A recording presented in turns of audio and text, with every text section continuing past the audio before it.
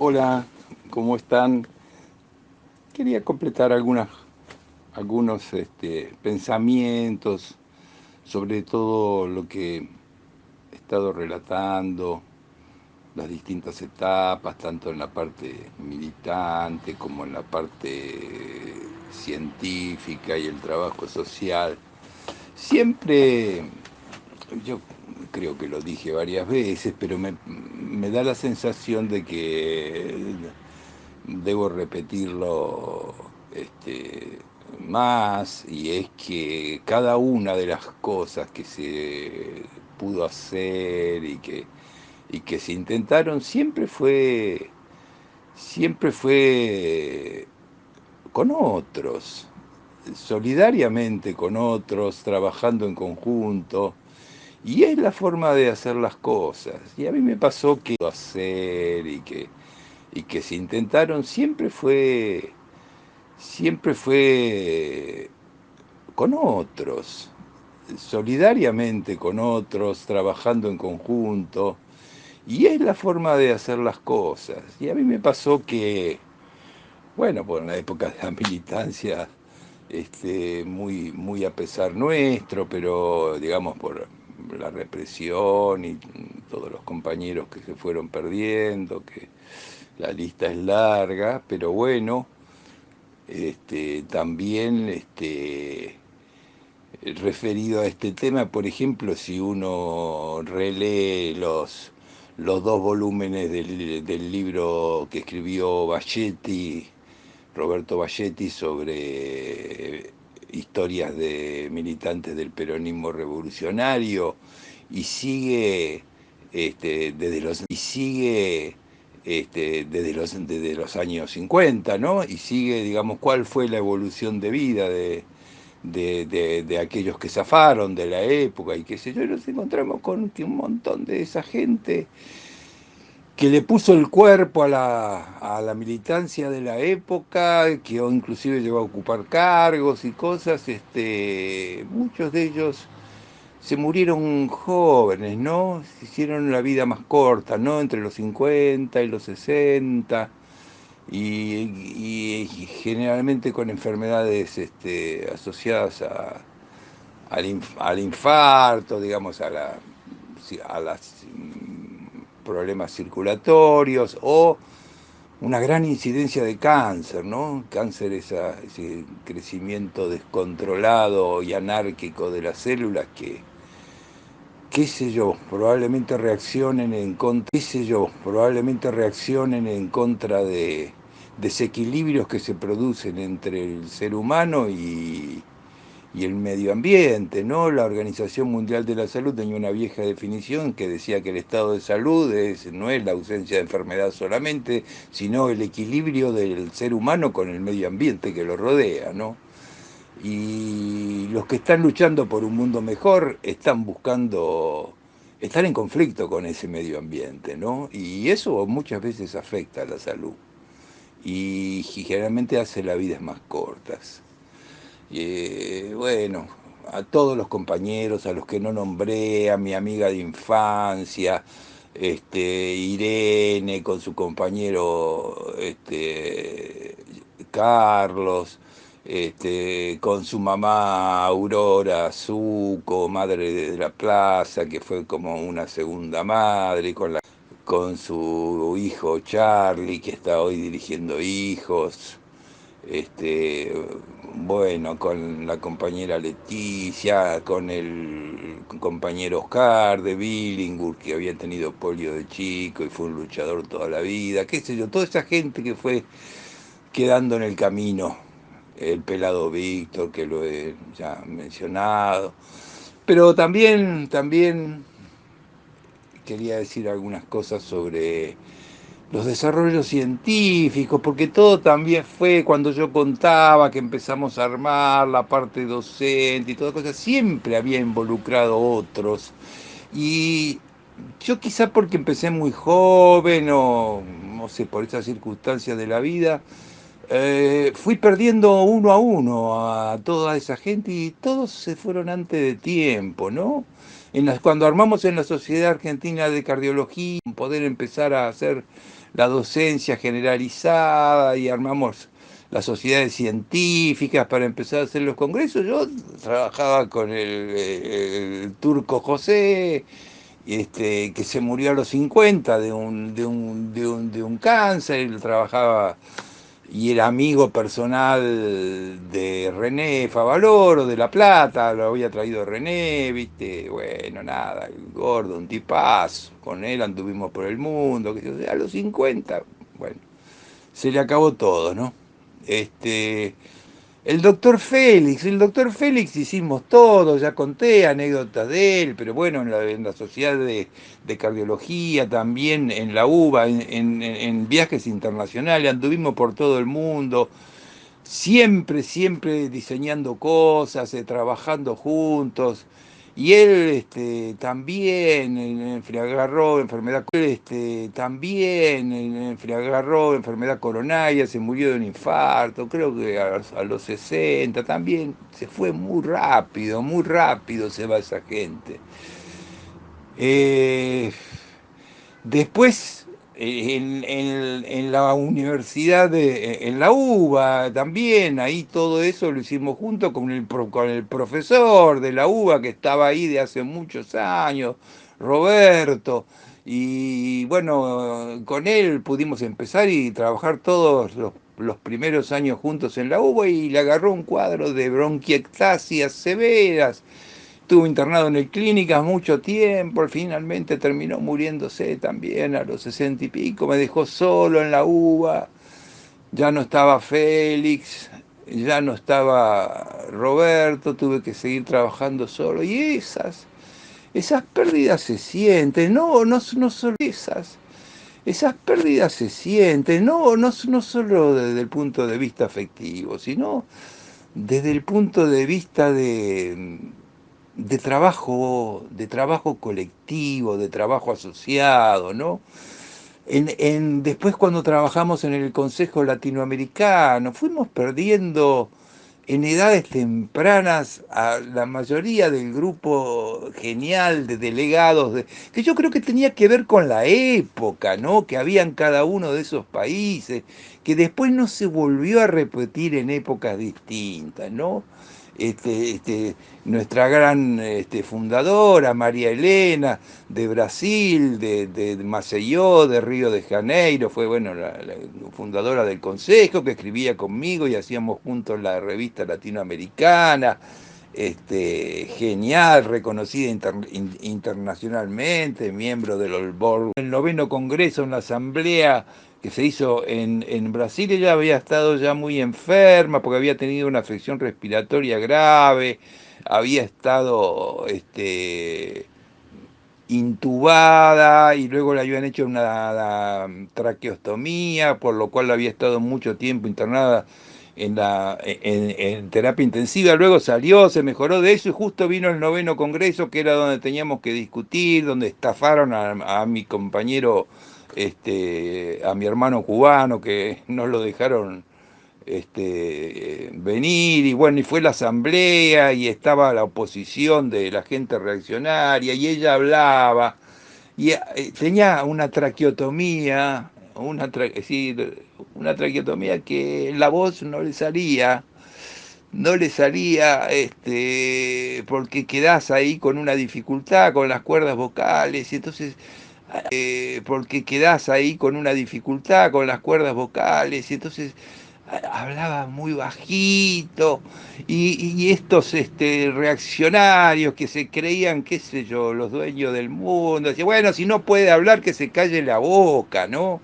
Y entonces digo, si no podés escuchar, este, busca un poco de humanidad para escuchar, porque lo que tiene que decir esta persona no lo vas a escuchar en ningún otro lado, no seas pelotudo, ¿viste? Y así defendiendo, y en esa asamblea con esa hasta el último aliento vino para que votáramos y ganáramos y no entregáramos lo que habíamos hecho durante tantos años a esa gente de mierda que lo único que le interesa es el lucro y trabajar para las empresas multinacionales. Bueno, la gran María Elena, pero perdimos un montón de todos los delegados regionales que teníamos, se murieron, Hilda Velarde de Venezuela, que hacíamos las normas para armar los programas docentes, Iris Castro de Cartagena, Colombia, también le agarró un cáncer en forma temprana, 50 años.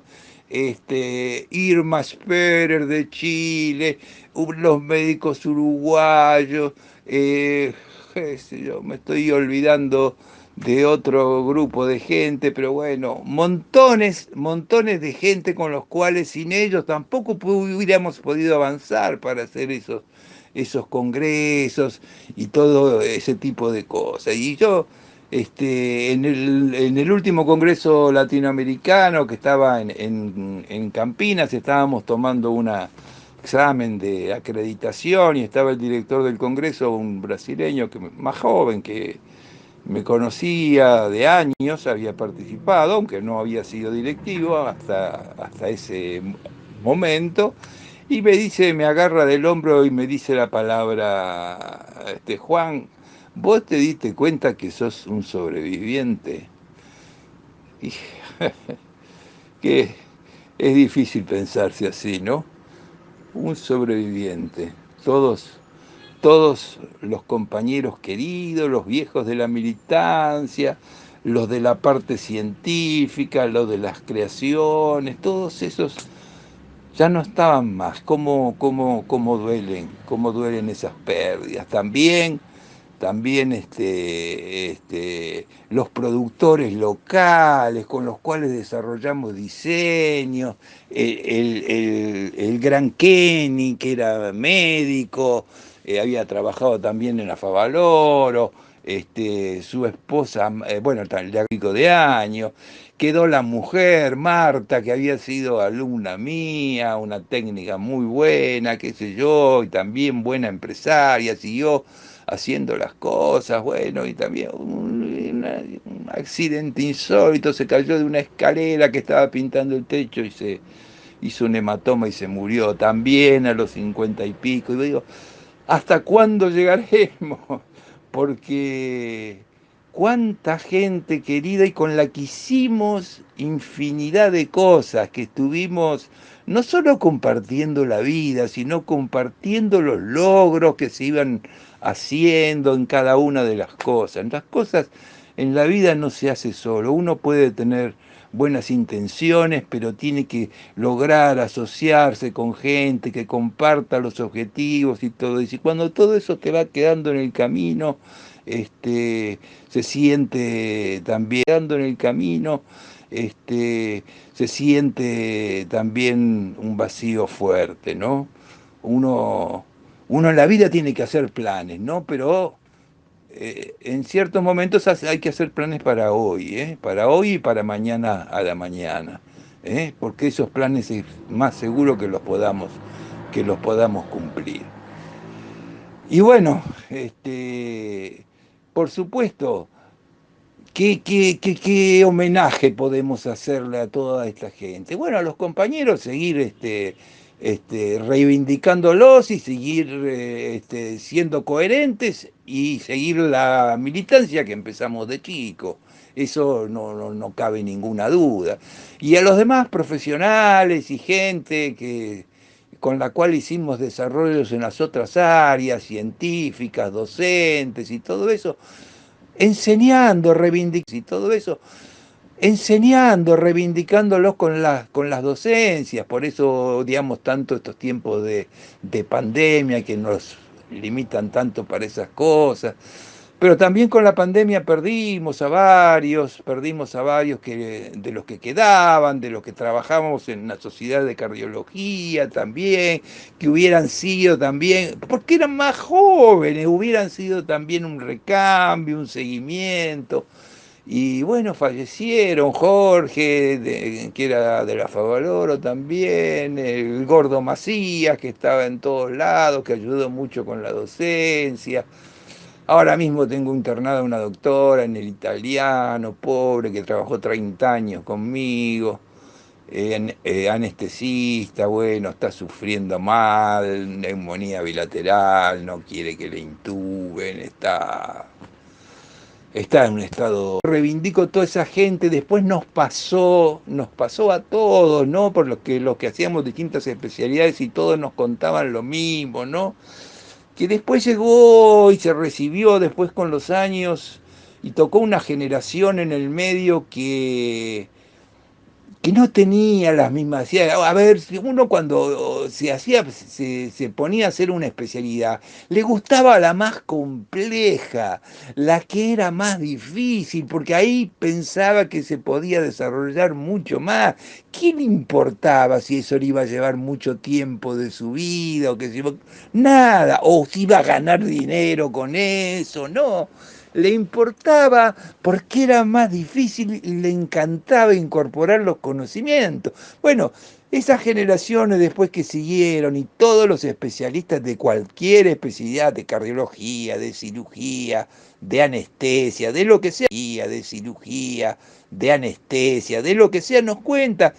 Los que ingresan ahora quieren aprender las cosas sencillas, los mandás a área crítica y salen rajando.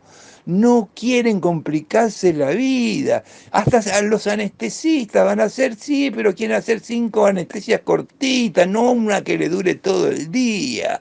Y no solo por una conveniencia económica, porque con el otro paciente tienen que complicarse, porque hay que estudiar, hay que aprender, hay que saber cuidarlo.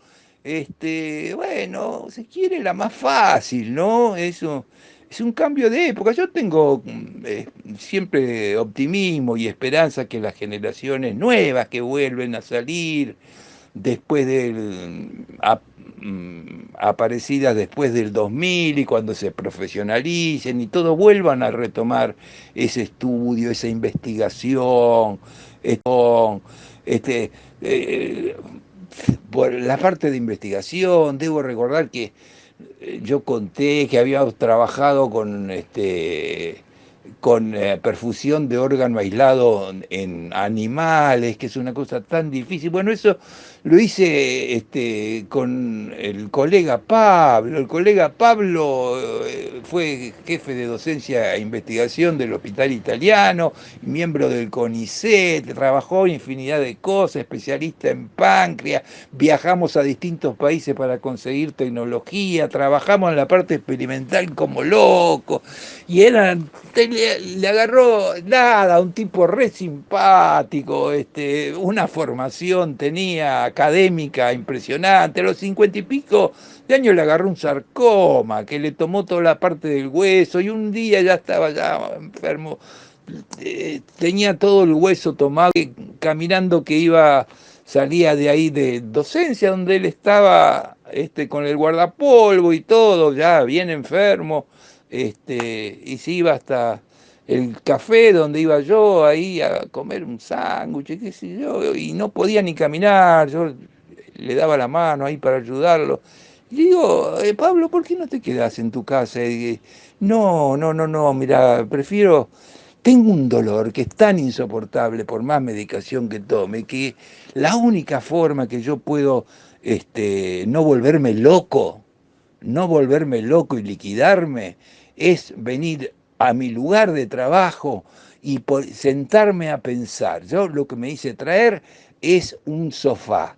Cuando el dolor es insoportable, entonces salgo un poco de la silla y me tiro ahí, aguanto lo que puede. Después me vuelvo a sentar, después me vuelvo a sentar, me contacto con todos y trato de seguir mi trabajo, porque es la última, si no, me liquido, ¿no?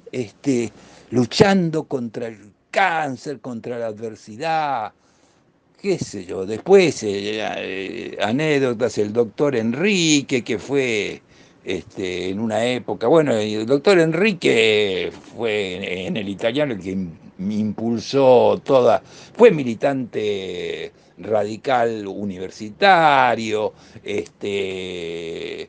impulsó toda la investigación, llegó a ser hasta director del hospital y fue el último ministro de salud que tuvo Alfonsín cuando ya estaba a punto de caerse toda la parte de su gobierno con la hiperinflación y todo. Bueno, él se animó y fue ahí para apoyar a Raúl, del cual era, Raúl Alfonsín me refiero, del cual era amigo. Pero una vez yo me acuerdo también que estos tipos eran valiosos, porque él estaba, no me acuerdo si estaba como director o no, creo que todavía no, pero estaba creo que con un puesto ahí importante, fue uno de los creadores del plan de salud, del italiano, que lo defendió a capa y espada, que hizo que todos los médicos respetaran eso para que pudiera crecer el plan de salud. Creo que estaba como jefe de docencia e investigación o algo así, pero era un tipo muy activo y muy importante. Y una vez había pasado que en una de esas crisis, supongo que habrá sido que de la de los años 80 no sé, por ahí, bueno, las crisis económicas de los hospitales de la comunidad y de las clínicas eran terribles.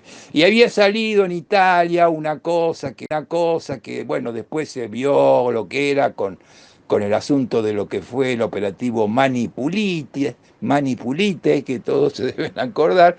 Bueno, pero salió una organización de ayuda para países del tercer mundo, ¿ve? Y entonces mandaban insumos, equipamientos para África, para América Latina, y en el caso de América Latina, como eran italianos, mandaban a todos los hospitales italianos que había acá en el país, no solo al de Buenos Aires, sino a todos, el de Mendoza, el de La Plata, el de Córdoba, todos, le mandaban una cantidad grande de insumos comunes, generales, pero también para distintas especialidades.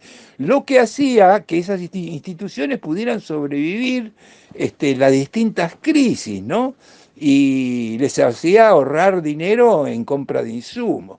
Pero bueno, tuvo la mala suerte que justo una compañía italiana que había vendido para la cirugía cardiovascular, un producto bastante caro, valía que no sé, 400, 500 dólares la unidad, y lo dejaron de fabricar en Estados Unidos, que funcionaba muy bien, y al hacer el traspaso a Italia hubo algún componente que no tuvo eh,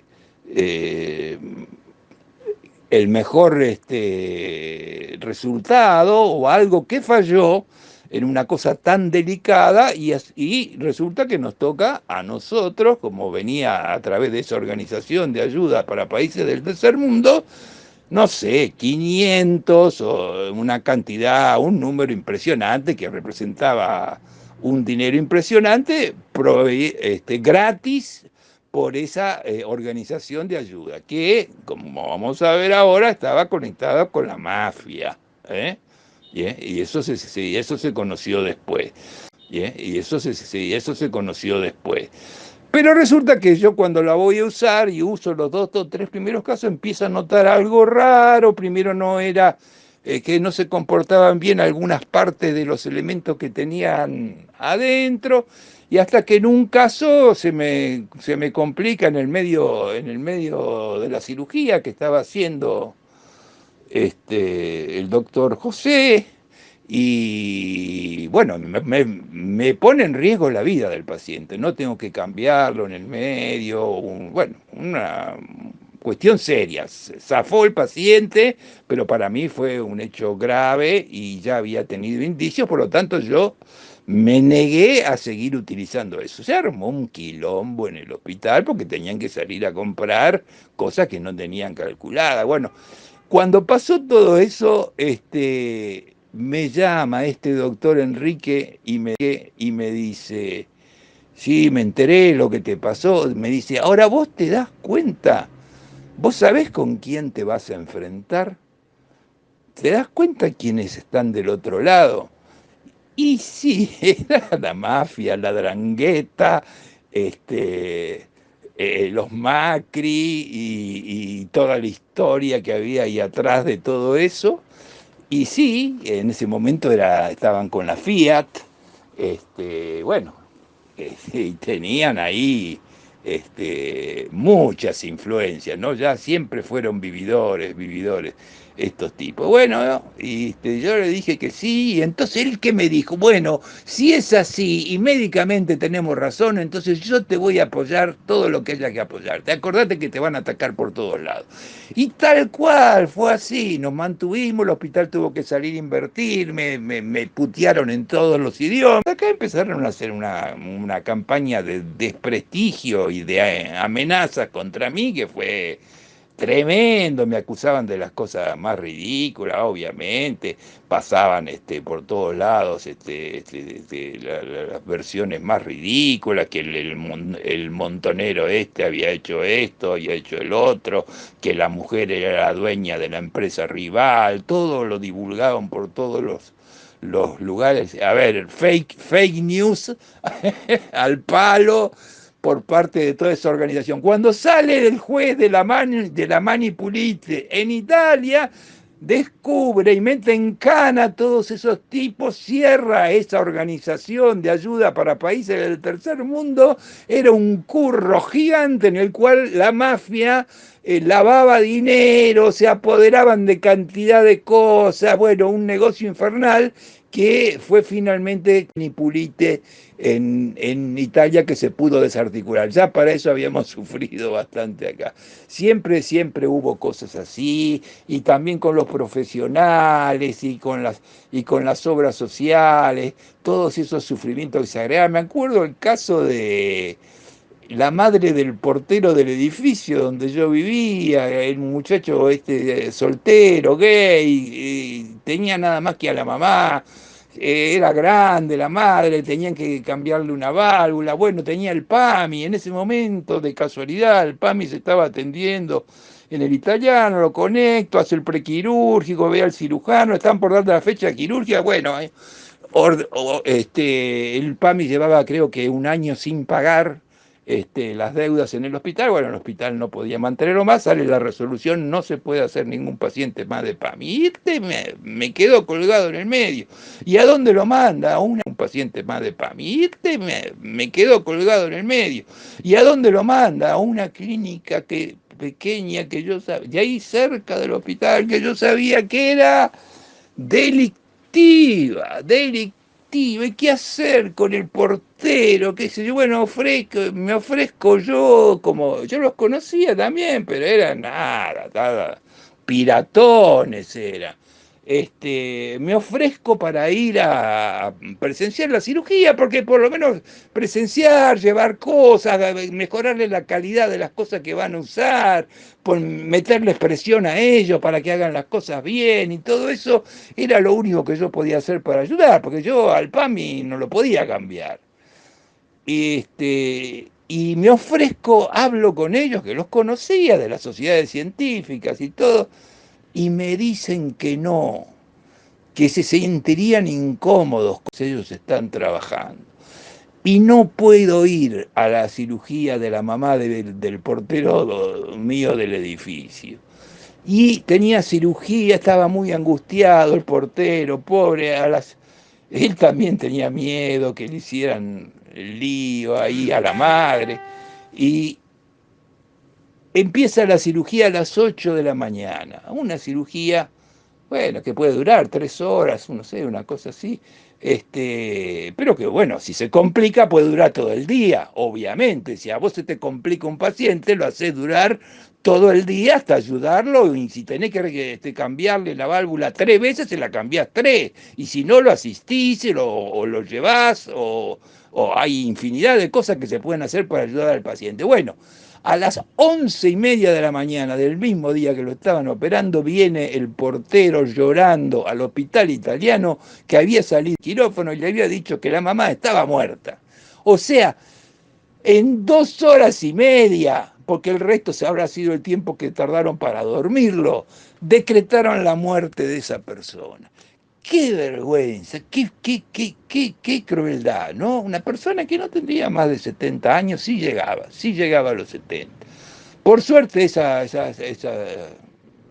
clínicas, bueno, esa en particular quebró, cerró, los que estaban ahí desaparecieron y qué sé yo, pero qué impunidad, ¿no? Y a eso lo mandaba el PAMI, ¿no? El PAMI y otras obras sociales, no era la única, ¿no? Pero bueno, todos esos episodios, cuánto desgaste, cuánta pena producen. En resumen, yo quería decir, no sé si me siento un sobreviviente, quizás como empecé joven, pero sí siento mucho las pérdidas, ¿no? Los vacíos que quedan con todos estos que hemos trabajado durante años, que nos han apoyado, que hemos compartido ideas y hemos podido llevar adelante cosas. Creo que más que nunca tengo la obligación de seguir haciendo docencia y seguir reivindicándolos a todos ellos, a cada uno en lo que hizo y que se fueran tan jóvenes, ¿no?